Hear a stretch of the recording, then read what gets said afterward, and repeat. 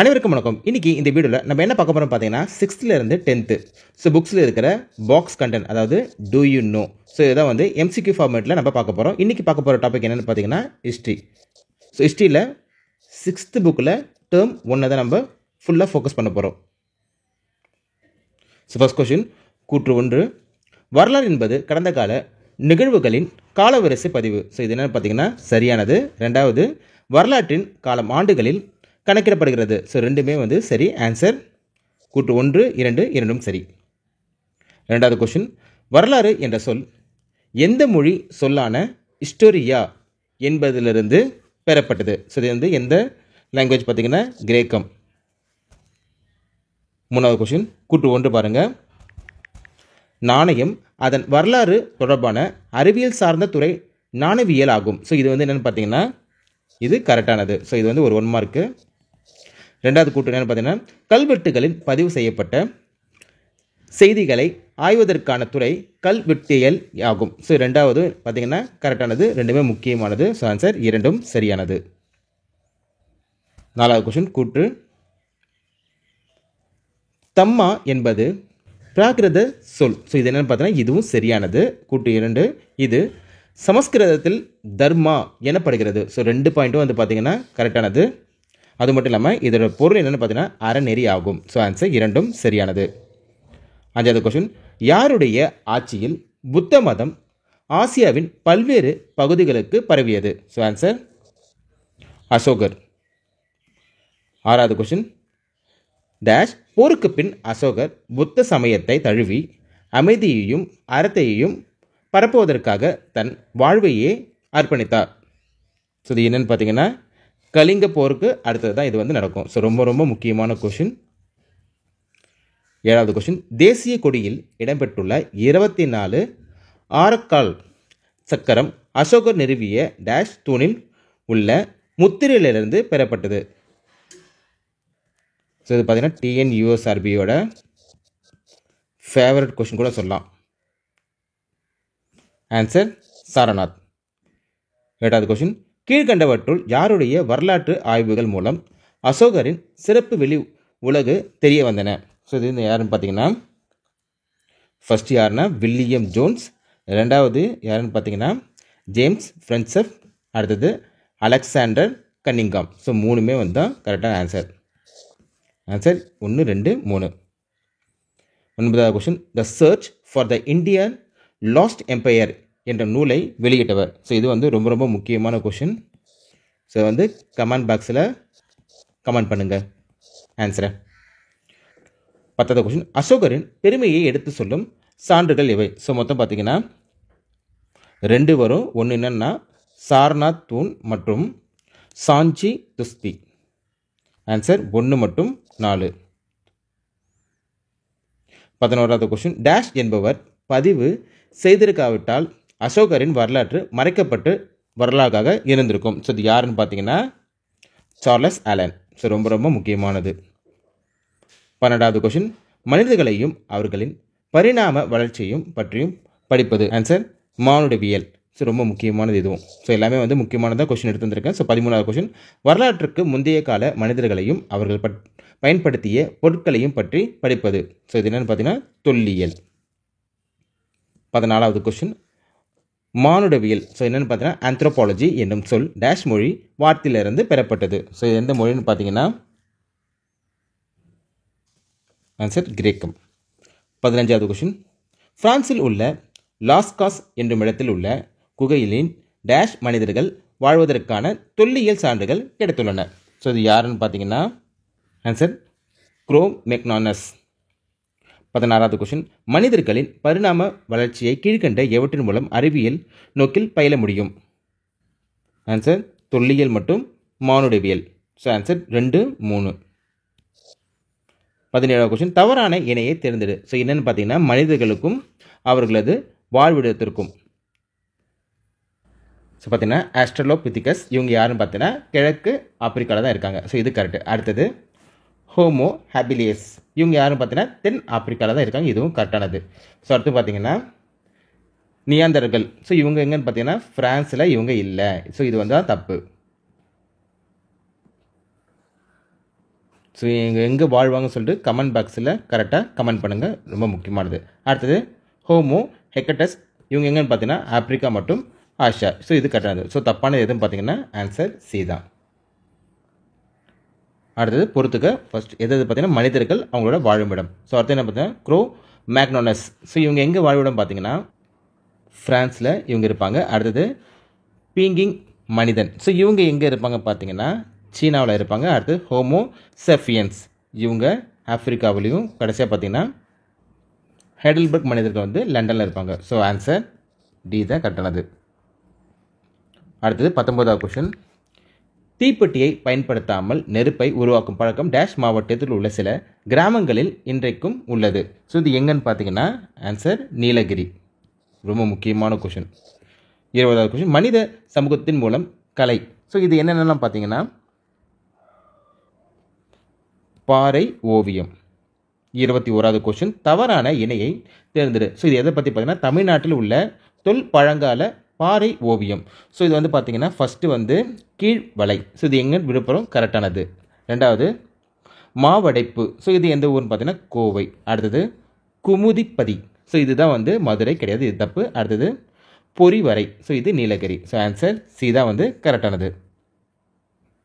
22வது question.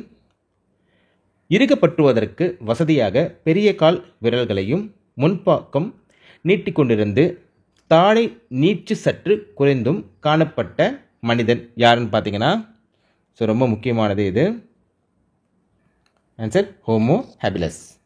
23வது question. மனித மற்றும் குரங்கின் பண்புகளுடைய காணப்பட்டு நடக்க கற்றுக்கொண்ட மனிதர்கள். ஸோ இவங்க யாருன்னு பார்த்தீங்கன்னா ஆன்சர் ஆஸ்ட்ரோலெபிதிகஸ். 24வது கொஸ்டின். தற்கால மனிதர்களை விட சிறிய மூளையுடைய மனிதர்கள். ஸோ இவங்க யாருன்னு பார்த்தீங்கன்னா ஆன்சர் ஹோமோ எரெக்டஸ். 25வது கொஸ்டின். ஆப்பிரிக்கர்களிடம் இருந்து வேறுபட்டு கரடு முரடான கருவிகளை கொண்டிருந்த வேட்டையாடும் திறனின் பின்தங்கியிருந்த மனிதன். ஸோ இவங்க யாருன்னு பார்த்தீங்கன்னா நியாந்தர்கள். 26வது கொஸ்டின்.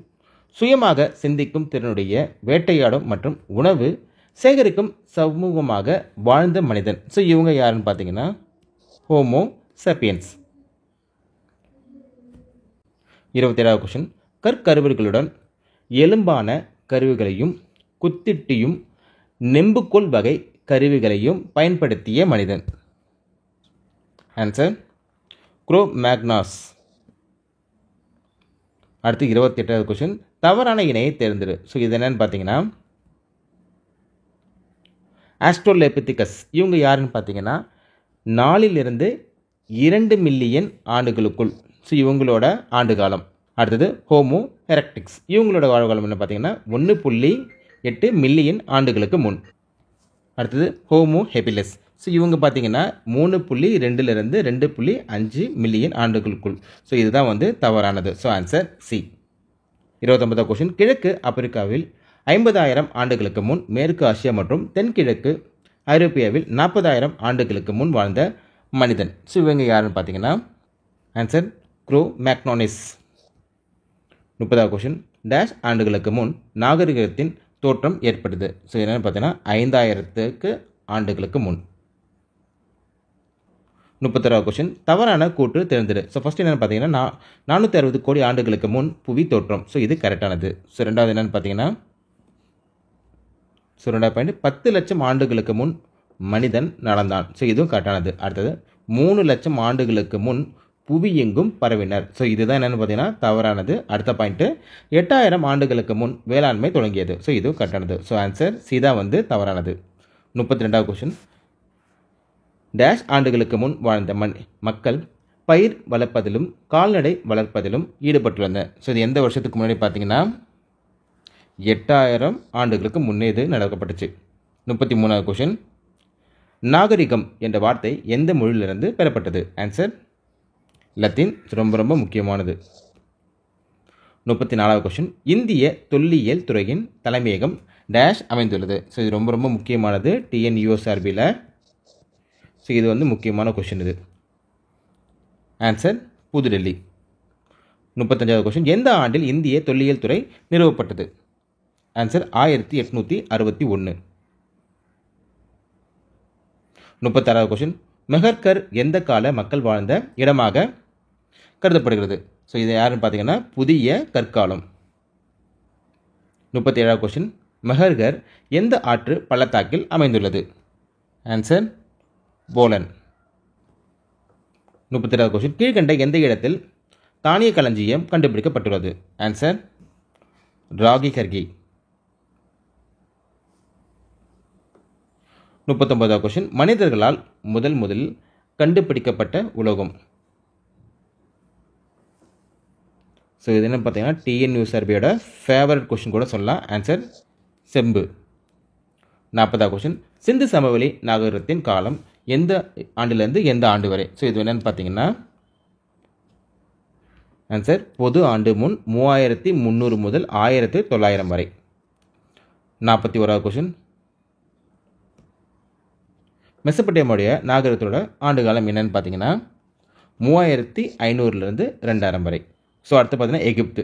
ஸோ இவங்களோட ஆண்டு என்னன்னு பார்த்தீங்கன்னா 3100 1100 வரை. அடுத்து சீனா. ஸோ இவங்களோட காலகட்டம் என்னன்னு பார்த்தீங்கன்னா 1700 1122 வரை. அடுத்து 44வது கொஷின், மொகஞ்சதாராவில் டேஷால் ஆன சிறிய பெண் சிலை கிடைத்தது? ஸோ இது ரொம்ப ரொம்ப முக்கியமானது, வெண்கலம். 45வது கொஷின், காவேரி வாலா என்ற தமிழ் பெயரால் அழைக்கப்படும் ஆறு எங்கு காணப்படுகிறது? ஆன்சர் பாகிஸ்தான். 46வது கொஷின், 1924 ஹரப்பாவிற்கும் மொகஞ்சதாராவிற்கும் இடையே பொதுவான அம்சங்கள் இருப்பதை கண்டறிந்தவர் யார்? இதுவும் பார்த்தீங்கன்னா ரொம்ப ரொம்ப முக்கியமானது. Answer John Marshall. 47வது கொஷின், முதல் எழுத்து வடிவம் யாரால் உருவாக்கப்பட்டது? ஆன்சர் சுமேரியர்கள். 48வது கொஷின், உலகின் மிக தொன்மையான நாகரிகம் எது? ஸோ ஆன்சர் மெசபடோமியா நாகரிகம். 49வது பார்த்தீங்கன்னா பொறுத்துக. ஸோ இது என்னென்னு பார்த்தீங்கன்னா ஃபர்ஸ்ட் ஒன்று புகார். ஸோ இவங்க எதுக்காக பார்த்தீங்கன்னா சொல்லுவாங்கன்னா இவங்க துறைமுக நகரம். அடுத்தது மதுரை. ஸோ மதுரையை பொறுத்த வரைக்கும் வணிக நகரம். அடுத்து காஞ்சி கல்வி நகரம். Answer D. 50வது கொஸ்டின், கீழ்கண்டவற்றில் சோழ நாடு அல்லாதது எது? ஸோ இதில் சோழ நாடு எது வராதுன்னு பார்த்தீங்கன்னா தஞ்சை வரும், திருச்சி வரும், திருவாரூர் வரும், தூத்துக்குடி இதில் வராது. 51வது கொஸ்டின், கீழ்கண்டவற்றில் தொண்டை நாடு அல்லாதது எது? ஸோ இதில் எதுலாம் இல்லைன்னு பார்த்தீங்கன்னா ஸோ தருமபுரி உண்டு, திருவள்ளூர் உண்டு, அடுத்து திருவண்ணாமலை உண்டு. ஸோ இல்லாத எதுன்னு பார்த்தீங்கன்னா கரூர் தான் இல்லாதது. 52வது கொஸ்டின் பொறுத்துக. ஸோ இது என்னென்னு பார்த்தீங்கன்னா சோழ நாடு.